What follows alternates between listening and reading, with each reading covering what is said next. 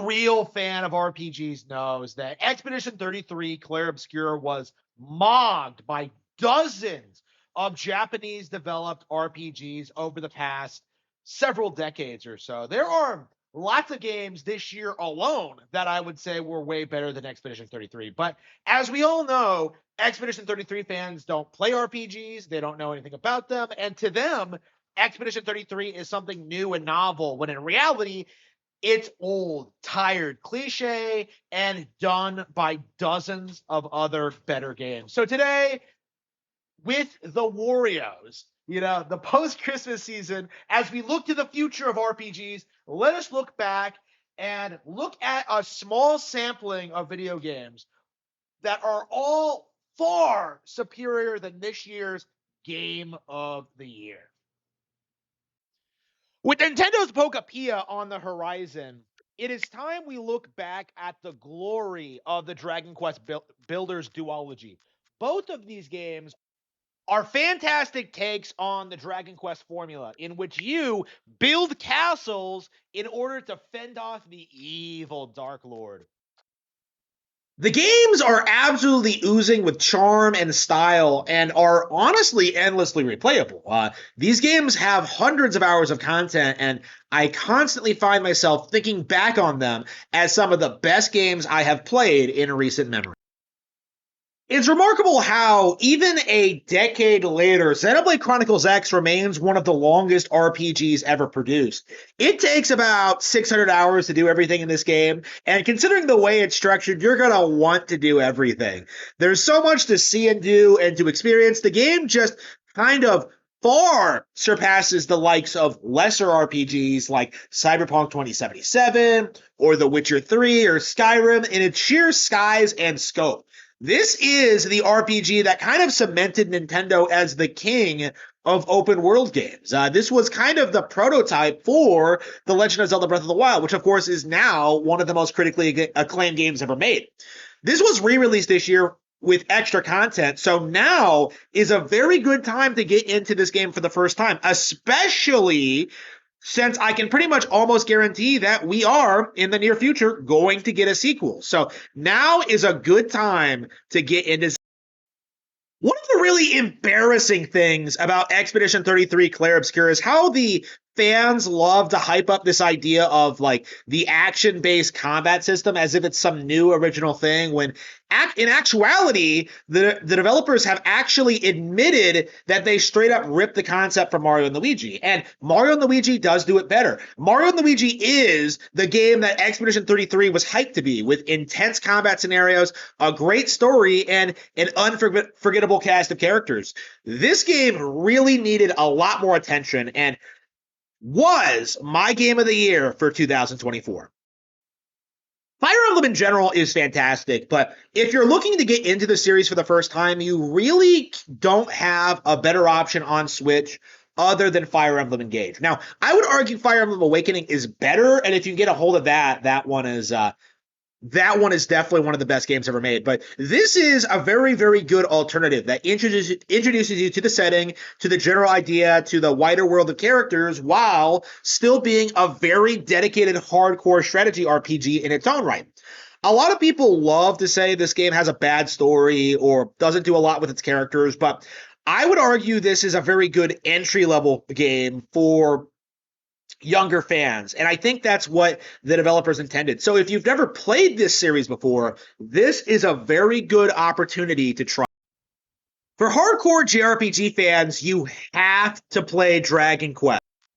This is essentially where the genre started, after all, and even today, the trilogy stands tall as an icon of classic video games. You don't get much more retro and old school than this, and the remake trilogy does a very good job balancing the iconic original with new elements and a more modern UI and feel. Like, these are not completely redone remakes. They're very much in line with the original releases, but they're made in a way that really gives a lot of respect to old school video games and really should be celebrated as everything a remake should be.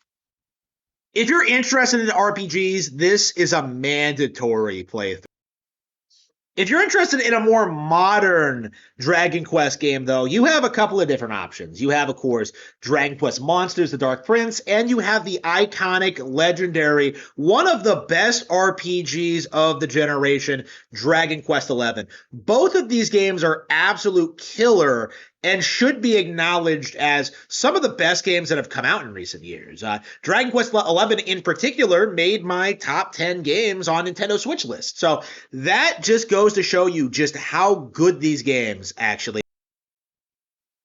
For me personally, the RPG series I want to get into the most right now is actually Trails, and it has been for a long time. This series is kind of notorious for being something that you really shouldn't start with the later entries because every single release of these, and I believe there's over 14 of these games now, they all follow a very linear continuity and vibe, essentially, in which you follow like hundreds of characters across this very sweeping political, like conspiratorial landscape. It's kind of a more fleshed out version of Final Fantasy VIII, is kind of how I explain it to people. And because of that, this is one of those hard to get into series that once you like delve into it, you really immediately understand just that this is the best there is at what it does when it comes to like, establishing unique characters and unforgettable storylines and just the most detailed RPG world, I think, in the industry right now when it comes to like, characters, world settings, the way the world works. Like this has been a franchise I've been wanting to get into for a very, very long time, and it's on the list. And considering this is a remake of the very first one, I believe, this is probably the game that I'm going to be playing to finally get into the franchise. So this is the one I am going to be checking out at some point in the future. For a long time, Octopath Traveler was my favorite game on Nintendo Switch because this was an original, fresh, exciting RPG from Square Enix that harkened back to the Final Fantasy VI days with a unique low fantasy setting with really well fleshed out, unique storylines and characters that are radically different in tone. The game is a love letter to fans of the genre and really should be celebrated more as the high point of the genre in the 2000s. If you're a girl, play Atelier. Trust me, you'll really like these. But seriously though, Atelier is probably the best we're ever going to get when it comes to that shoujo manga, romance, adventure vibe in which you always have a female lead and her group of friends going out and exploring the world. And it really has that kind of vibe to it that really makes it feel like very, very cozy and fun. These games really capture a lot of feelings of just youth and adventure and just having these relationships with other people. And it excels very, very much at that. And honestly, as I play these, I wonder if these are low-key one of the best RPG series out there right now. With about a dozen different games available on Nintendo Switch, you have no shortage of options to choose from. If you get into Atelier, you are going to be in for hundreds of hours of content. Stardew Valley sucks and Rune Factory is better. If you want the real fantasy farming simulator, you want to check out Rune Factory. Rune Factory 5 was kind of disappointing, but Rune Factory 3 and 4, and this, the new one, Guardians of Azuma, are a great return to form. These games are the absolute peak of the genre and really should be celebrated as such. And if it wasn't for the failure of Rune Factory 5, I would be advocating these games a lot more strongly. But as it stands, it seems like they're recovering, and hopefully we see a lot more positive things from this series going forward.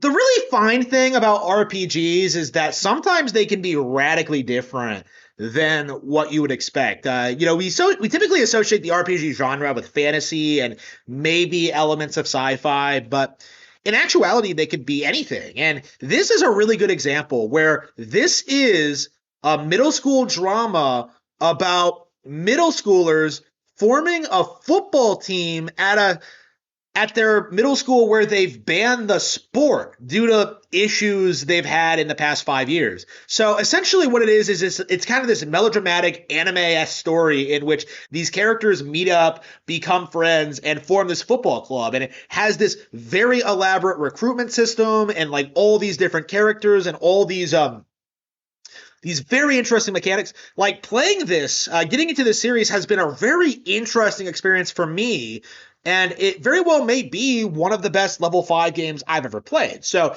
this is a very interesting experience and really just goes to show you just how versatile the JRPG genre actually is and just how much better they are than Western RPGs, because nothing like this would ever come out of the West. Anybody who's been tuning into my streams over the past year knows that I've been playing a lot of Tales.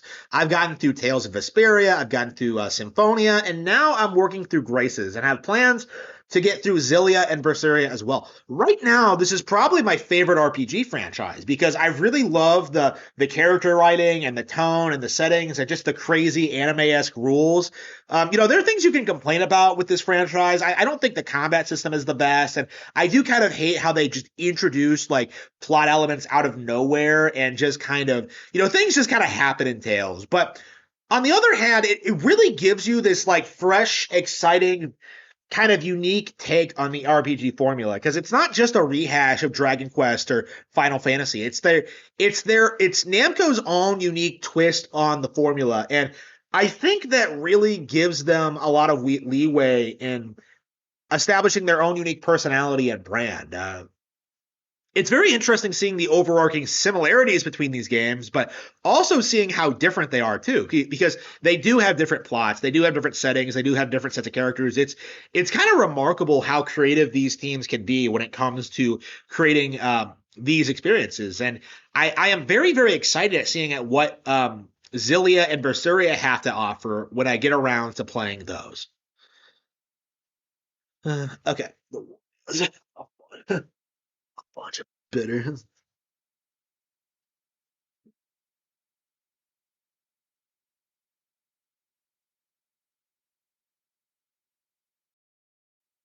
Baten Kaitos Origins is one of my all-time favorite games, and I just beat it again on stream last night. So I can tell you, full stop, better than anyone, that this game is an absolute masterpiece, one of my all-time favorites, the best cast of characters ever, the great plot twists in any game ever.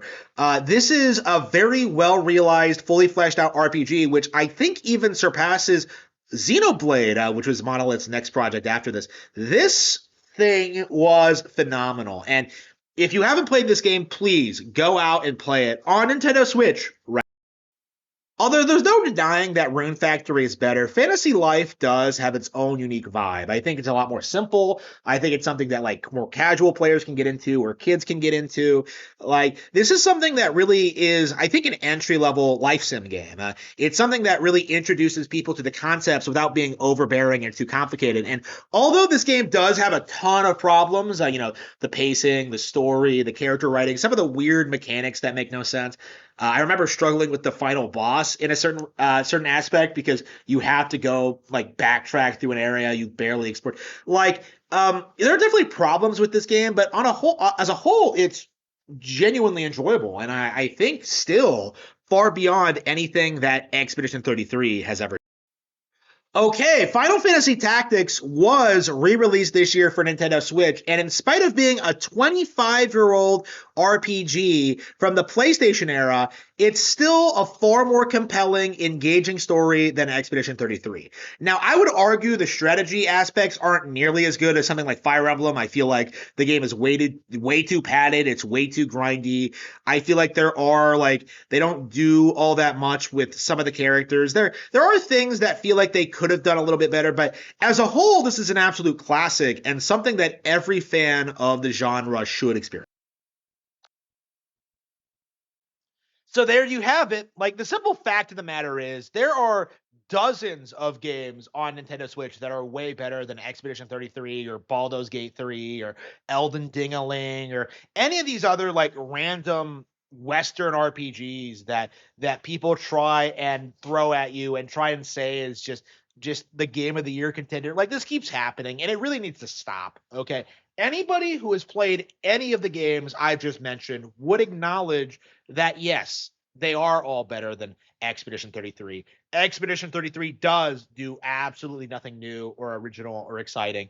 It's not a particularly well-made game. It's not something that anyone's going to remember 5 years from now. It is the very poster child example of everything that's wrong with the Western video game industry, in that it is all hype and no actual substance. And I do think we're going to see a long, healthy period of relevancy for all of the franchises I talked about today, while Expedition 33 fades into irrelevancy within 20 years. Okay. Final Fantasy will still exist 20 years from now. Dragon Quest will still exist 20 years from now. You know, Trails will still exist 20 years from now. And meanwhile, Expedition 33 will be completely forgotten. And in a lot of ways, it already has been. If you play any of these games on the list, you are going to forget about Expedition 33. That is simply the reality of it, is that any serious fan of the genre would never find anything of value out of this game whatsoever.